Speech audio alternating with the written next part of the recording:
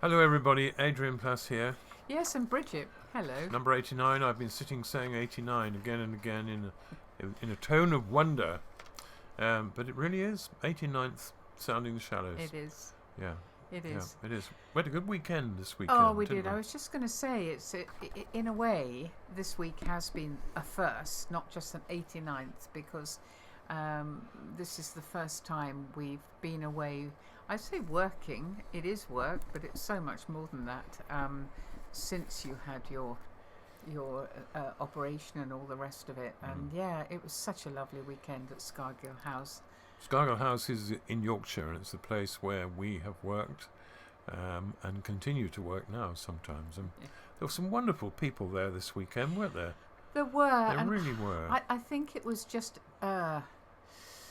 I suppose I'm not that keen on bubbles of things, but this was like a bubble. The weather was dire, wasn't it? Yeah, it but was. Inside there was a lot of laughter and a lot of care for each other, and it was really, really nice. Yeah, I mean, as usual, people with troubles and problems, but the atmosphere was very warm, and when to be honest, we didn't know how we'd get on going back, but we'd like to thank all of them because they made a big difference. Also, keep getting emails, don't we? Well, we do, and I was just thinking, do you remember when we were in Australia? It was a few years ago now, but we were leading a retreat, and it wasn't that dissimilar to this weekend at Scargill in the sense that there was a mixture of people, and but it was cosy. It was very hot. It was far from being blazing cold and bleak. It was unbelievably I hot. think cosy All is not right. quite a word. But what I meant was the atmosphere. Oh, was. no, lovely and we atmosphere, had a lovely email, didn't we? Yeah, we did.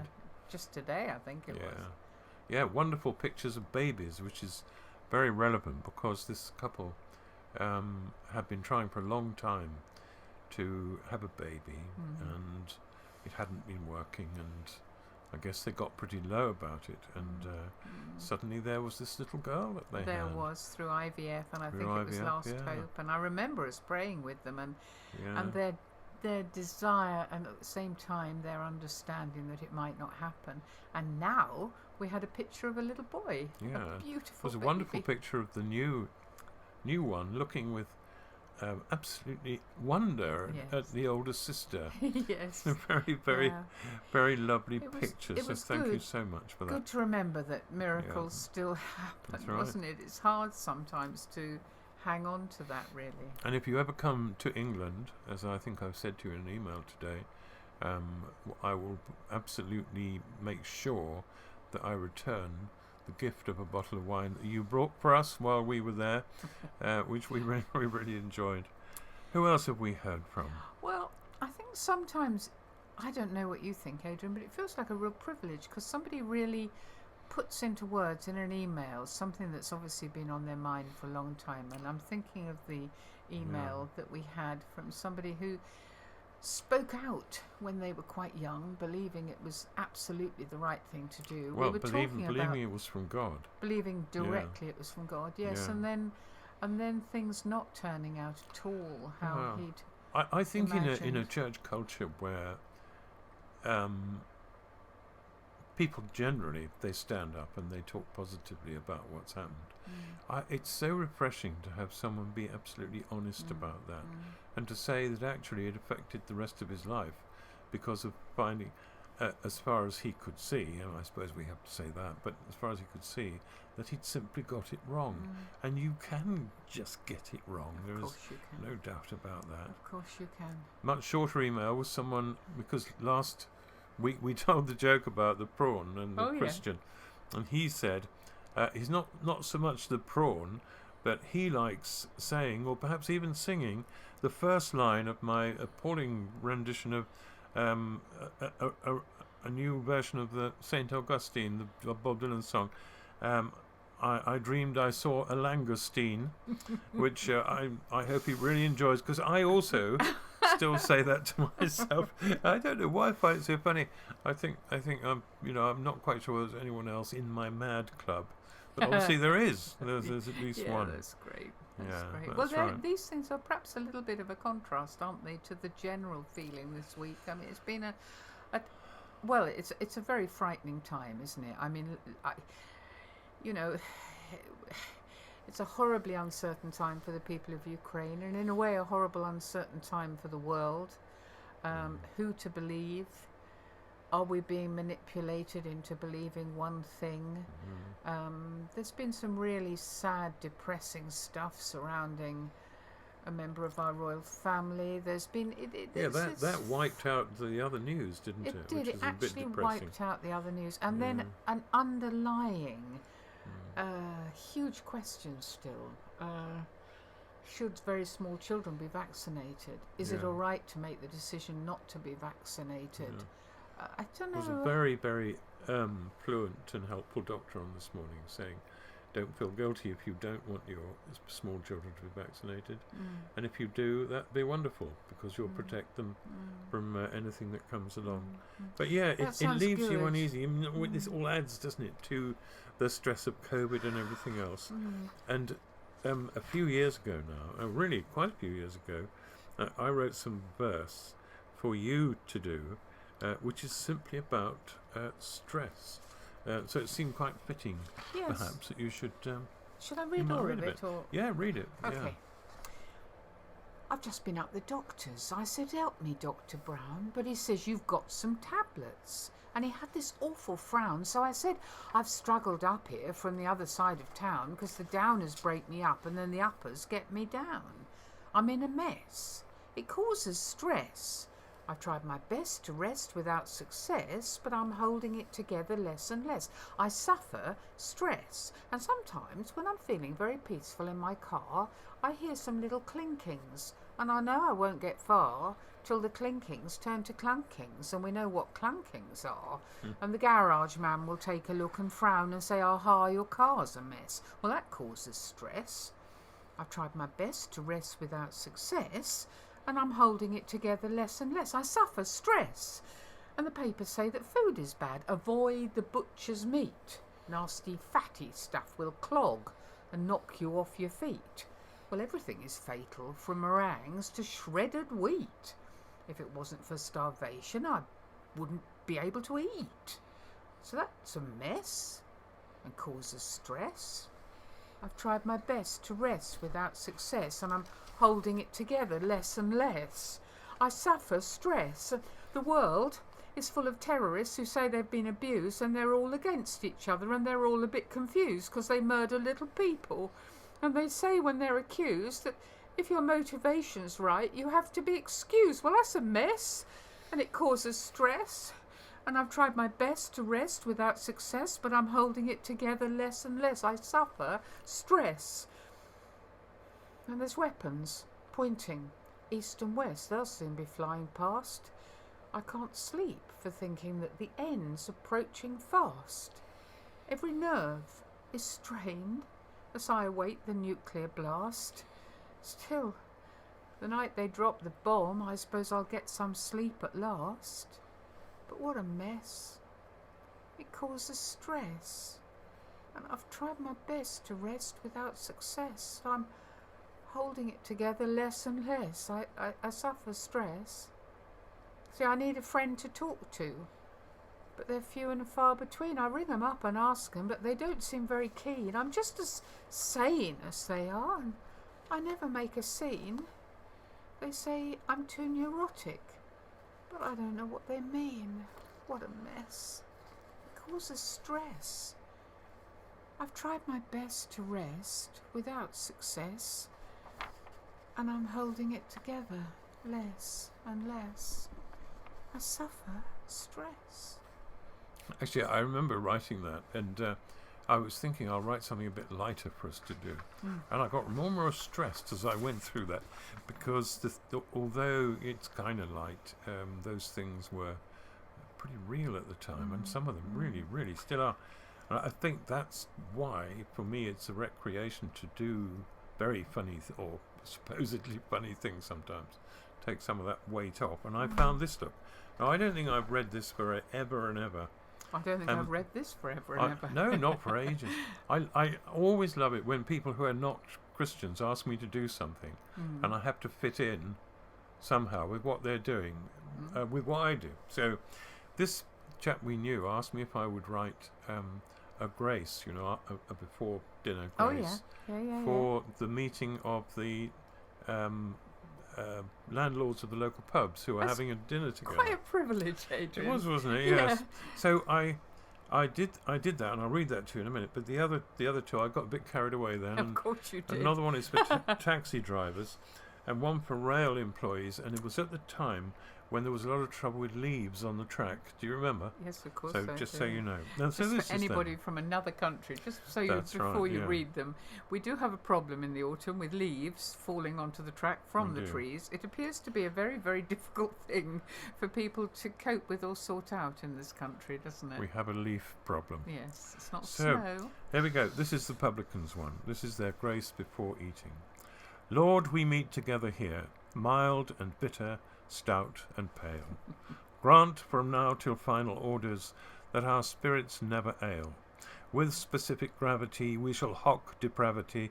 Please fill each hungry cavity. Let gratitude prevail. So that's the publicans.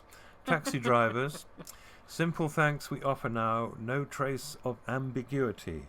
For once we'll take this humble fare, expecting no gratuity. And then finally, for the rail employees, by now I was really sort of getting a bit carried away. For rail employees, speed this food, Lord, as it comes on its journey to our tums. Let there be no long diversion of this edible excursion, unavoidably delayed just behind the shoulder blade or stranded in the lower back by lettuce leaves upon the track. May all traffic safely pass and our digestions be first class. Amen. There we are. It'd be great if anybody else wanted to write a grace for a particular group of people. We'd love to hear it, wouldn't we? Absolutely, yes. I think I would love to hear. There are so many professions. Yeah, I maybe can't you'll help write thinking some that. more. Maybe you'll write some more. Yeah, I mean, sometimes people, I don't know, they live with stress and they almost thrive on the dynamic of a sort of stressful life, don't they? They quite almost enjoy it, and sometimes it becomes their identity, and they can become quite sort of hard because they're dealing with stuff all the time. Yeah, or fixated on some aspect of what they On do. it. Yeah, that's absolutely right. The interesting thing with, I think with Christian believers, or the ones we've known, is some people, when they come close to death, actually kind of pare down to the essential them in faith, as it were, them as a follower. And one very, very fascinating example was someone we visited in hospital, and we were amazed at where he'd arrived at that point. He was not far from death. And this was another poem. We're really going for the poems today. This was a poem about him, and he was a traffic warden who also did other tasks with traffic on the roads, and this was. And a this was traffic it. warden, in case there's any different words elsewhere, and I know a few people do listen to us from all over the place. I mean, it's somebody who comes along when your car is parked in the wrong place and puts a sticker on your car, and you have to pay a fine. I have to say, I think some people who are traffic wardens do quite enjoy it, because it must be quite boring if they don't see a car parked illegally Suppose so. on the I road. don't know that's so, but you can't help feeling it sometimes. I mean, this was what we used at his funeral service. Actually, it's called Death of a Traffic Warden, and he did in fact have other duties which kind of enter into these words here. He stood at the crossroads of his own life, directing the traffic of emotions, thoughts, events. Too watchful once, perhaps, for woe betide some maverick urge that tried to jump the queue and overtake good common sense that ought to set the pace. He really tried to set his face against irregularity. Longed to see the day when all of life's unruly streams would be reorganized into an earthly paradise of dead, straight lines with no untidy tailbacks to upset him. Alas, for all his dreams, his bosses wouldn't let him. He had 3 bosses, one in heaven, one where he worked, and one at home.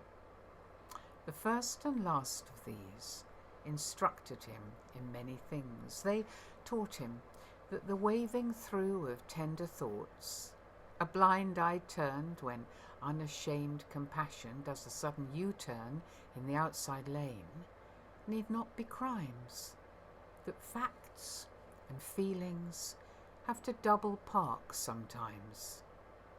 And in the end, in the main, love was flowing freely. Far too soon for us, the traffic noises died, and on that soundless day, a chauffeur-driven certainty came softly in the morning and carried him away. I do love that poem, Adrian, and I love the fact that we have seen it not once but again and again, really. Yeah. I mean, I think of my dad, who tried to organise not only his life but also mine, who became the sweetest man, really, in his old age, and a lot of his things he felt were straight lines, from meeting you with your long hair to trying to organise his thoughts as he coped with people of different colour, people of different culture, unexpected situations, me not quite doing the job he thought I would do, all those things.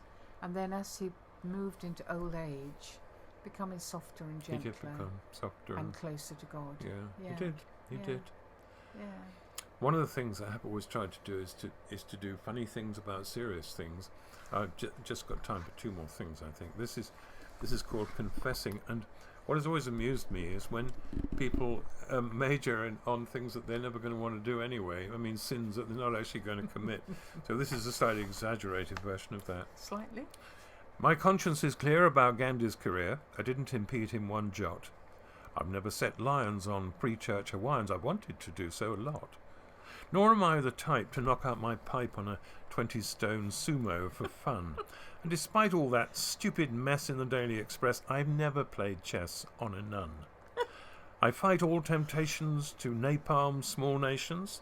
It's just as old-fashioned a scheme as feeding your panda with maps of Uganda, however astute that may seem. I have never bombed Yale, nor harpooned a whale, nor flirted with visiting popes. I fiercely resent being lustfully kissed by the stars of American soaps. I'm well in accord with the words of our Lord, where he tells us just how we should pray. He tells us prayer's strength isn't measured by length, so I pray for 3 seconds each day. I know God won't bless any tithing unless we can cheerfully give and not fret, and I don't find it funny to part with my money. I've not given anything yet. I ought to feel great in my virtuous state, uniquely a moral success. So why do I sense there is something immense that I urgently need to confess? So why is it, Adrian, that it is so difficult? No, these words, confession,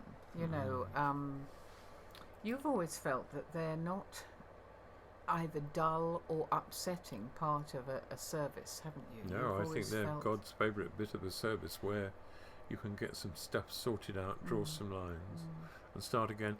But if they're too rigid and too impenetrable, I don't think that happens. I love set prayers, as you know, but I also like opening things up for people to really make. But even the set prayers, they can take you into some very unusual places, can't they? They can indeed. Because suddenly they get in there past the straight lines of your thinking, whatever your denomination is, past the accepted things, and suddenly you know that you want to tell God about something, just like this email told us, something that you're really sorry about and you really wish you hadn't done. Now, I really want you to read this last poem, because it's about your mother. And we are reading it. It's nice, actually. And one of the great stresses of our time is, because we have a much greater, older population, is dementia. And your mother was faced with the stress of dealing with somebody with very severe dementia. Well, that was my dad, and as I said, yeah. it was a very gentle dementia. Actually, we were very, very, but it was very, very blessed hard with to that. deal with. Terribly wasn't it, hard because he was incredibly confused. But and I was sitting in a hotel one day at breakfast, I think, and there was a couple on the next table, and clearly the wife there, like your mother, was a stalwart, and she was really looking after her husband, and those words arose from that experience on that day. It's called Oh Edward, my love, so it's not about my dad, but it is about this breakfast experience, isn't it? And it's about something else as well, really. Oh, Edward, dear Edward, sweet light of my life, just spread out your napkin and pick up your knife.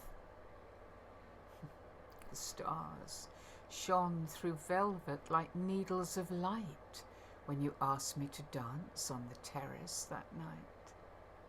Oh, Edward, not croissants. Too flaky, my dear. You're so good with toast. And there's marmalade here. Champagne and moonlight, lounge suit and lace, kisses and whispers, your hand on my face. Oh, darling, don't shout. No, you know it's not Ted. It's that nice man called Stephen who helps you to bed. Morning came flowing in silvery streams as my face touched the pillow. I danced in my dreams. I'll walk in front, dear. You're so strong and tall, I need you behind me in case I should fall. And I promised that night, for good or for ill, to love you forever. And sweetheart, I will. Yeah. We hope you're not suffering too much stress today. I expect some of you are. We still do. Well, sometimes quite intensely and sometimes not at all. I guess it's like that with everybody. But we do sympathise. Yeah. We really and in do. a way, this poem is about something more, isn't it, than just Edward or my dad. It is about the fact that if we can hang on to it, despite everything going on in the world, we have been promised that his love for us is like that. God's love for us is like that. It is consistent. It will never let us go. It will hang on to us. And rather like your father, we won't be completely aware that it's happening. No, that's true as well. Which I think is quite important. We must go. We anyway. must, but we'd love to hear some graces if anybody would like to write one. We'll see you next week. Yeah. Bye-bye.